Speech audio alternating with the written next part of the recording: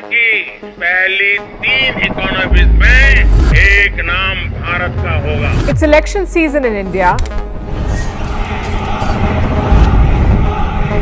The country routinely holds the largest democratic exercise on earth. India's blockbuster Prime Minister is gearing up for another election. आपके सपनों को पूरा करने के लिए मेरा पल पल आपके नाम। ये चुनाव वोट वाला चुनाव नहीं है, ये चुनाव हिंदुस्तान को बचाने वाला चुनाव है। तो जैसा कि हम सब जानते हैं 14 अप्रैल 2024 को बीजेपी ने अपना मैनिफेस्टो लॉन्च किया जिसका नाम उन्होंने दिया मोदी की गारंटी। वहीं पे कांग्रेस ने भी अपना मैनिफेस्टो उसी दौरान लॉन्च किया जिसका नाम रखा न्याय पत्र। The ruling Bharatiya Janata Party released its much-awaited manifesto for the Lok Sabha elections this weekend. 140 crore देशवासियों के सपनों को हकीकत में बुनने के लिए हम ये संकल्प पत्र लेकर के आए हैं। The Congress party has released its manifesto. They're calling it न्याय पत्र. ये मैनिफेस्टो हिंदुस्तान की जनता ने बनाया है। सो एज अ वोटर्स हमारे लिए बहुत जरूरी है कि हम इस मैनिफेस्टो को, चाहे वो बीजेपी का हो या वो कांग्रेस का हो, हम इसके बारे में जानकारी और समझ पूरी रखें, क्योंकि यही वो मैनिफेस्टो है जिसके अकॉर्डिंग्स में ये कोई भी गवर्नमेंट बनती है तो वो काम आगे करेंगे। बट क्योंकि हम बात यहाँ पे बिजनेस पॉइंट ऑफ व्यू या इन्वेस्टमेंट पॉइंट ऑफ व्यू से कर रहे हैं, हम इस बीजेपी के मैनिफेस्टो को उस तरीके से पढ़ेंगे। ये डॉक्यूमेंट इसलिए इतना जरूरी है क्योंकि ये अगले 5 साल कंट्री की ग्रोथ, स्टॉक मार्केट की ग्रोथ, आपकी और हमारी ग्रोथ और हर चीज को गवर्न करेगा। इसी के बेसिस में स्टॉक मार्केट ऊपर या नीचे, इकोनॉमिक ग्रोथ ऊपर या नीचे होगी।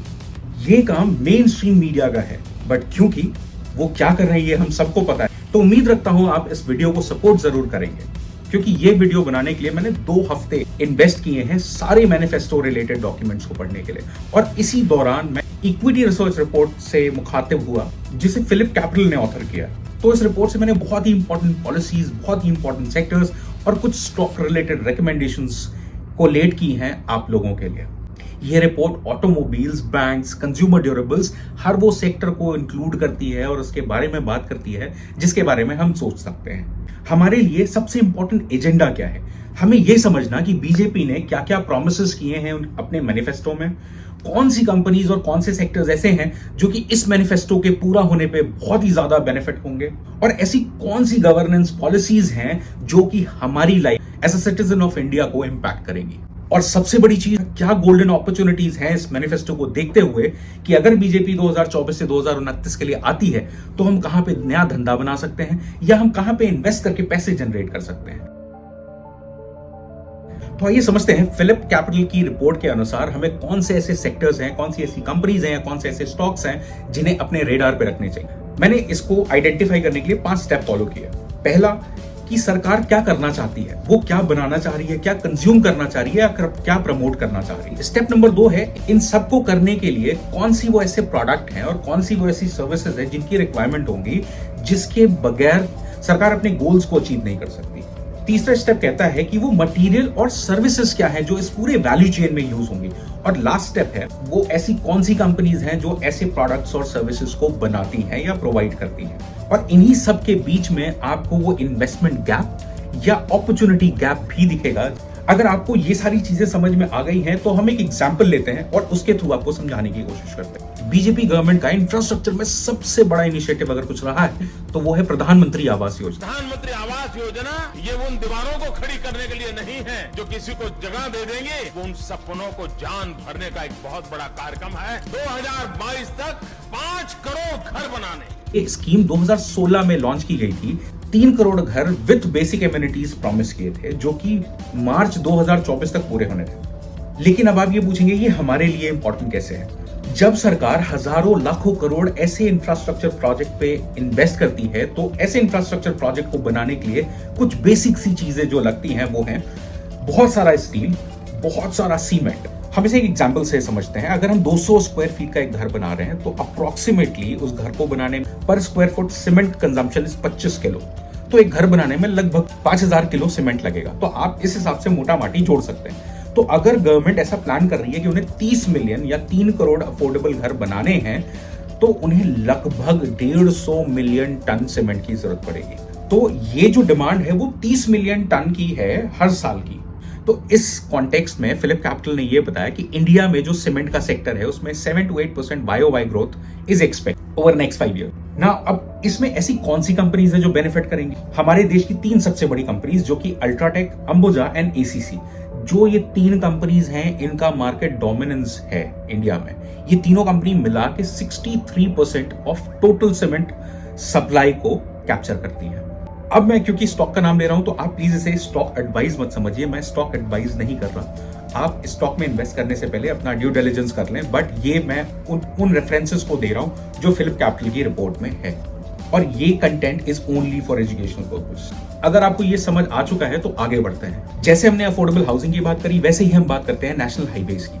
हमारी सरकार हर दिन 28 किलोमीटर का नेशनल हाईवे बना रही है, जो कि 10,220 किलोमीटर हर साल का होता है, और 5 साल में ऑलमोस्ट 51,100 किलोमीटर के हाईवेज बनने हैं। अगर हम सिंपल से बात करें इस पूरे 51,000 किलोमीटर ऑफ हाईवे के कंस्ट्रक्शन के पीछे, तो हर 7 मीटर वाइड की सड़क अगर हम 1 किलोमीटर बनाते हैं तो 1000 टन सीमेंट लगता है। तो अज्यूम करते हैं कि सरकार सिर्फ 2 लेन की नेशनल हाईवेज बनाएगी 5 साल में, तो cement consumption 28 kilometre per day के हिसाब से लगभग 51 मिलियन टन होगा।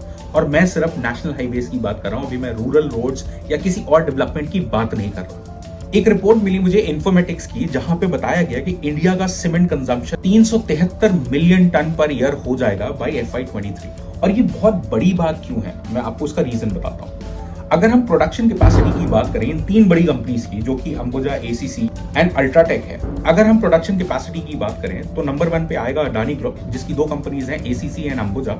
इन दोनों की मिला के जो प्रोडक्शन कैपेसिटी अल्ट्राटेक की 146 मिलियन टन है। तो अगर ये 3 कंपनी 63% ऑफ द मार्केट को केटर करती हैं, तो भी इनके पास जो टोटल कैपेसिटी है वो 223 मिलियन टन की है। तो आप ये चीज समझ पा रहे हो कि इंडिया में जैसे जैसे सीमेंट का कंजम्पशन बढ़ेगा, सिर्फ ये 3 कंपनीज नहीं, इंडिया में सीमेंट की वो सारी कंपनीज जो कि अपने ऑपरेशंस को स्केल कर सकती हैं और गवर्नमेंट को डायरेक्टली सेल कर सकती हैं, सारे बेनिफिट होंगे और हर तरफ ग्रोथ आएगी। Most of the cement stocks are on the move, and just as we speak, some of them are the high point of trade as well. Cement should do very well.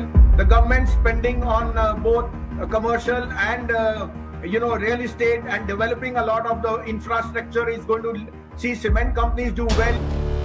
तो अगर ये cement sector is very very clear to you, तो अब हम चलते हैं steel की तरफ। अगर हम गवर्नमेंट के आंकड़ों की बात करें, लगभग 13 मिलियन टन स्टील हमें लगेगा जो अफोर्डेबल हाउसेस सैंक्शन है उनके लिए। प्लस हम 1200 से ज्यादा रेलवे स्टेशन को रिवैम्प कर रहे हैं, हम बुलेट ट्रेन की बात कर रहे हैं, हम न्यू एयरपोर्ट्स की बात कर रहे हैं, और सबसे बड़ी बात, हम नेचुरल गैस कनेक्शन को घर घर पहुंचाने की बात कर रहे हैं।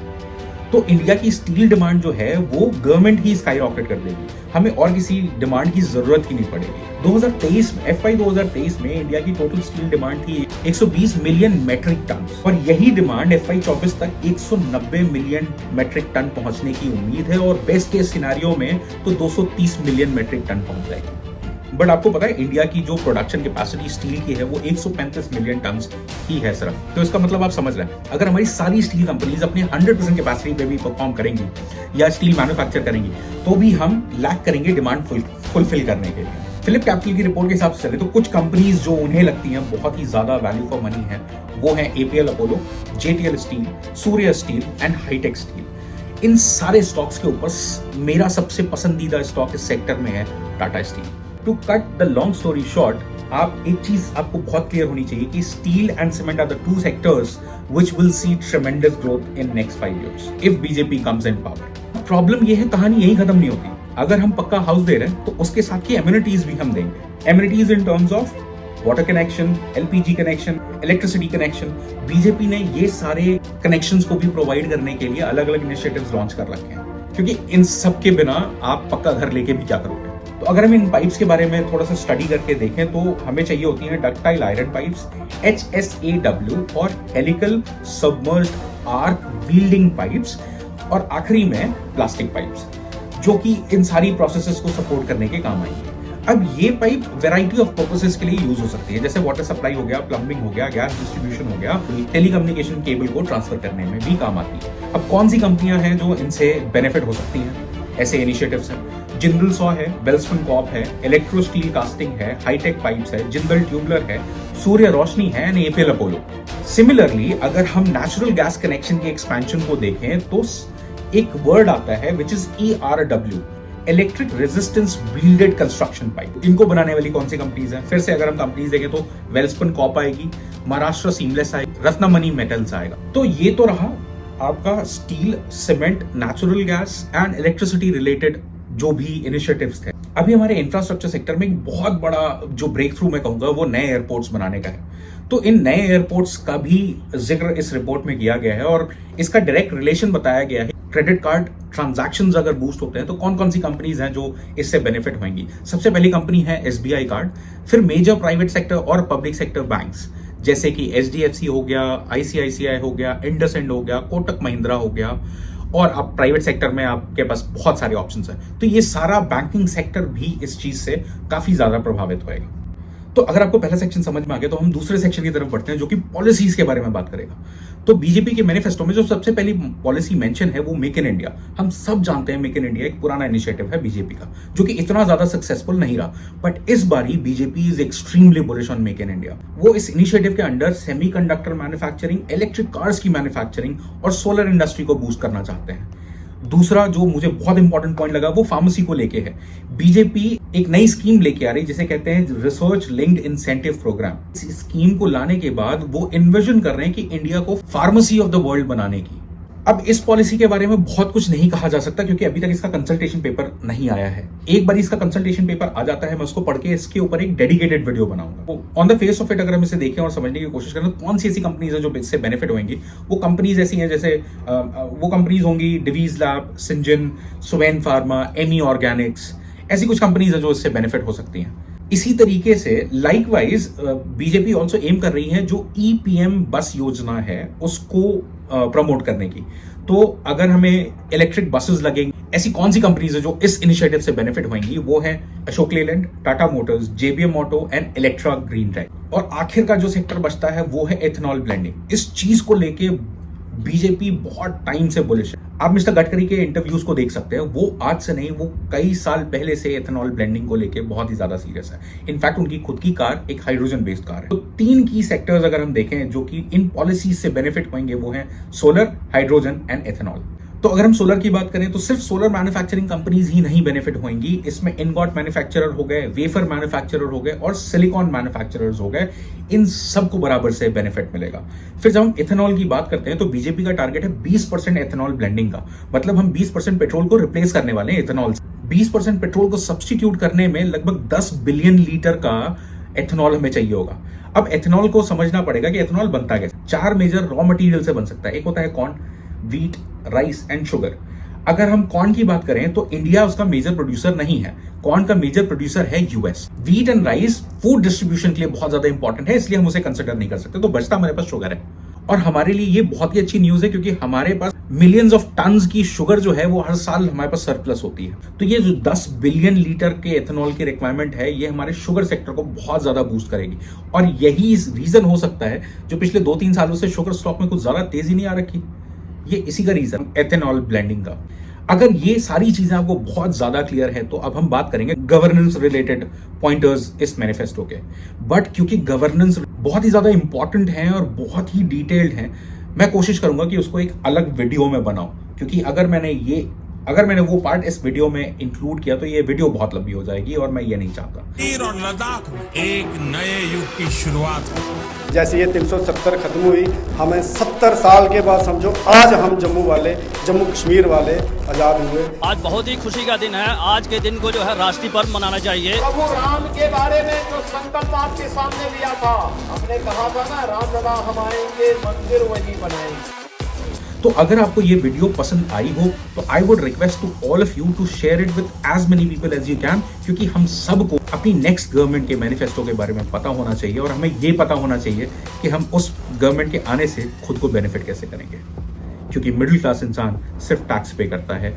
इस बारी इस मुहिम से जो हमारे जैसे कुछ यूट्यूबर्स ने शुरू करी है, ये मिडिल क्लास पैसे भी कमाएगा। इसी उम्मीद के साथ कि आप इस वीडियो को सपोर्ट करेंगे और ज़्यादा से ज़्यादा शेयर करेंगे। मैं इस वीडियो को यहीं पे एंड करता हूँ। मिलेंगे आपसे फिर एक इंटरेस्टिंग टॉपिक के साथ, तब तक के लिए जय हिंद।